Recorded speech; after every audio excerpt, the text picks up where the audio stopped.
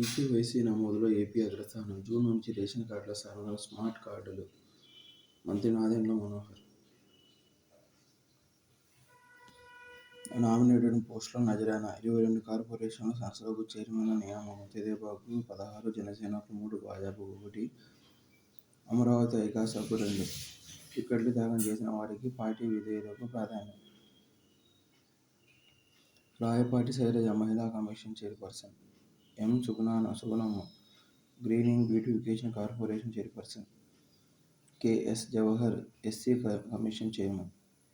Alapati Suresh press committee chairman, press academy chairman. సైనిక సత్తా చాటాం. సరిహద్దుల్లోనే కాదు రావాపల్లి వరకు వినిపించాం. సింధును పొడి చేసిన వారిని శిక్షించాం. ఆపరేషన్ సింధూర్పై రాజ్నాథ్. యూపీలో బ్రహ్మోస్ ఉత్పత్తి కేంద్రాన్ని ప్రారంభించిన రక్షణ మంత్రి. అత్యంత ఖచ్చితత్వంతో లక్ష్యాలను ఛేదించాం. వాయుసేన. పాక్ యుద్ధ విమానాలను నేలకూల్చాం. కీలక యుద్ధ సామగ్రిని హత్య చేసి కరాచీ రివ్యూ పైన గురిపెట్టాం. రక్షణ శాఖ వెల్లడి. సరిహద్దుల్లో ప్రశాంతత. నేడు డీజీఎంఓల చర్చలు.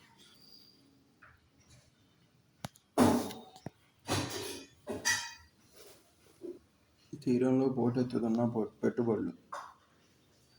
రాష్ట్రంలో పరిశ్రమలు పెట్టేందుకు విదేశీ దిగ్గజ సంస్థల ఆసక్తి. 22 కంపెనీల నుంచి అందిన ప్రతిపాదనలు. ఆసక్తి వ్యక్తం చేసిన సంస్థల్లో ముఖ్యమైనవి: Imabari ship building company limited, భారీ షిప్ల తయారీ సంస్థ జపాన్. హన్వా ఓషియాన్ కమర్షియల్ షిప్ల నిర్మాణ సంస్థ దక్షిణ Korea. Moller Maersk container ship logistic రంగంలో ప్రత్యేక గుర్తింపు కలిగిన సంస్థ నెదర్లాండ్స్. సిఎంపి మారిటైమ్ రంగంలో 3 దశాబ్దాలకు పైగా అనుభవం ఉన్న సంస్థ గ్రీస్. హుందాయ్ హెయిడీ షిప్ బిల్డింగ్, భారీ షిప్ల నిర్మాణ సంస్థ దక్షిణ కొరియా.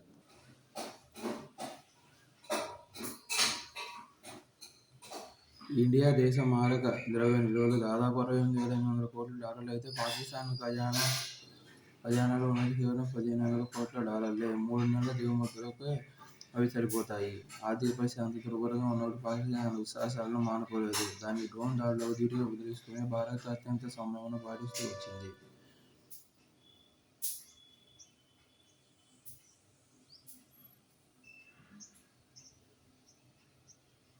పాక్ జీడీపీలో అప్పులు 70% చేరాయి. చైనాతో పాటు పశ్చిమాసియా దేశాల రుణాల కోసం ఇస్లామాబాద్ నిరంతరం దేబేరిస్తుంది.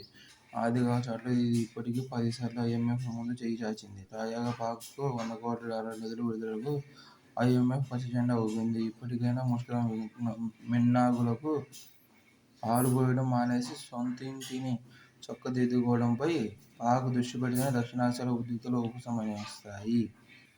స్వచ్ఛ ఇంధనం. ఏఐతో అపారం.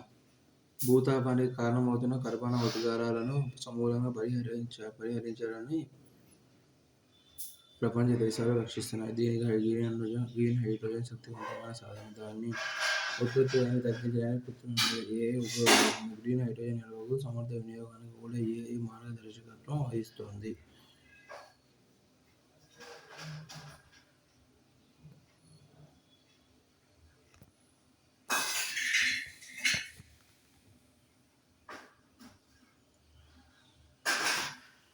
ప్రస్తుతం కిలో గ్రీన్ హైడ్రోజన్ ఉత్పత్తికి $4 చొప్పున ఖర్చవుతుంది. ఇరీడియం, ప్లాటినం వంటి ఖరీదైన ఉత్ప్రేరకాలతో విద్యుత్ విశ్లేషణ చేయాల్సి రావడమే దీనికి కారణం. కెనడాలో టొరంటో విశ్వవిద్యాలయ పరిశోధకులు నడుం కట్టారు దీనికోసం. ఏఐ సాయంతో 36,000 లో ఆక్సిజన్ మిశ్రమాలను పరిశీలించి రుథేనియం, క్రోమియం, టైటానియం మిశ్రమంతో విద్యుత్ విశ్లేషణ ఖర్చును తగ్గించి గ్రీన్ హైడ్రోజన్ ఉత్పాదన సామర్థ్యాన్ని పెంచవచ్చని కనుగొన్నారు. ఇరీడియం ప్రతిపాదితులు కూడా 16,000 డేటా పాయింట్లను ఏఐ సాయంతో విశ్లేషించి బైమెటాలిక్ ఉత్ప్రేరకాలను రూపొందించారు. ప్రయోగశాలలో చేసే పరిశోధనల్లో కొన్నే సఫలమవుతాయి.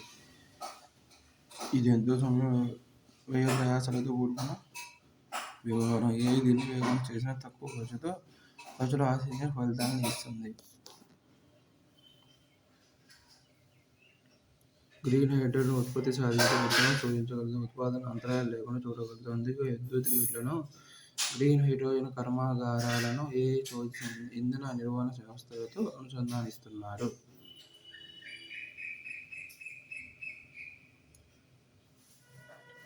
వివిధ ఉష్ణోగ్రత, పీడన స్థాయిలలో మెగ్నీషియం ఆధారిత మిశ్రమ లోహాలను 2D వ్యవస్థలను ఉపయోగించి గ్రీన్ హైడ్రోజన్ను భద్రంగా నిల్వ చేయడానికి ఏఐ తోడ్పడుతుంది. హైడ్రోజన్ను ట్యాంకులలో నింపి వేగంగా రవాణా చేయడానికి అనువైన మార్గాలను తెలుపుతుంది. భారతదేశం 2030 కల్లా ఏటా 50 లక్షల టన్నుల గ్రీన్ హైడ్రోజన్ను ఉత్పత్తి చేయాలని లక్ష్యిస్తోంది. ఏఐ ఆధారిత ప్లూటోనియం-2 గ్రీన్ హైడ్రోజన్ ఉత్పత్తిని సమర్థవంతం చేస్తుంది.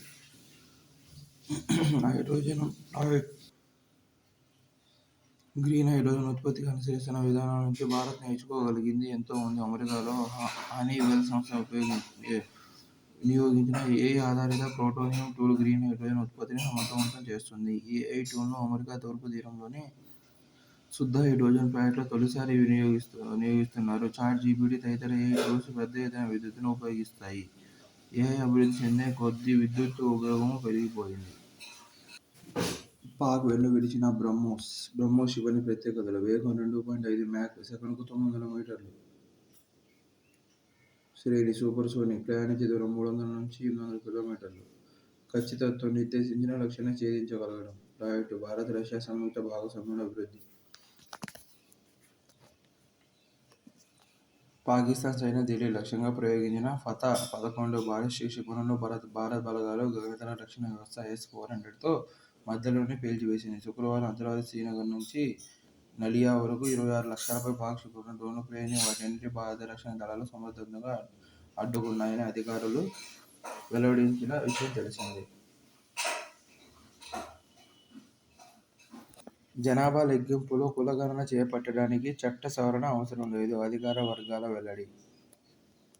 జాతీయ అత్యయిక స్థితిలో చమురు, గ్యాస్పై హక్కులు ప్రభుత్వానివే ముసాయిదా మార్గదర్శకాలు 2025-2026లో భారత్ వృద్ధి 6.5%. సిఐఐ స్మృతి మెరుపు సెంచరీ. భారత్ మహిళలదే ముక్కోనపు సిరీస్ ఫైనల్లో శ్రీలంక చిత్తు. 18న రోదసిలోకి రీశాట్-1బి షార్ నుంచి ఈ నెల 18న ప్రయోగించిన రీశాట్-1బి EOS-09 ఉపగ్రహం రక్షణ శాఖకు వెన్నుదన్నుగా నిలవనుంది. ఇప్పటికే ఇస్రో రీశాట్ సిరీస్లో 6 ఉపగ్రహాలను లక్ష్యంలోకి పంపగా తాజాగా 7వ ఉపగ్రహాన్ని BSL C-61XL వాహక నౌకను అంతరిక్షంలోకి తీసుకెళ్లనుంది. దీనిని 529 కిలోమీటర్ల ఎత్తులో శాస్త్రవేత్తలు ప్రవేశపెట్టనున్నారు. ముంబై దాడుల తర్వాత సరిహద్దు భద్రత కోసం 2009 నుంచి రీశాట్ ఉపగ్రహాలను ఇస్రో ఉపయోగిస్తుంది. ప్రస్తుతం రీశాట్-1, 1A, 2, 2B, 2BR-1, 2BR-2 ఉన్నాయి. 1710 కిలోల బరువున్న EOS-9 ఉపగ్రహం సి-బ్యాండ్ సింథటిక్ అపర్చర్ రాడార్ సాయంతో భారత్ భూభాగాన్ని సరిహద్దులను నిశితంగా పరిశీలిస్తుంది. గోదావరి జలాల్లో ప్రమాదకర స్థాయిలో కాలుష్య తీవ్రత. రాష్ట్రంలో నౌకల మరమ్మతు కేంద్రం దుగ్గరాజపట్నం ఏర్పాటుకు పరిశీలన రేపు రాష్ట్రానికి కేంద్ర వనరుల శాఖ సీఎంతో సమావేశం. ఆపై కీలక నిర్ణయం.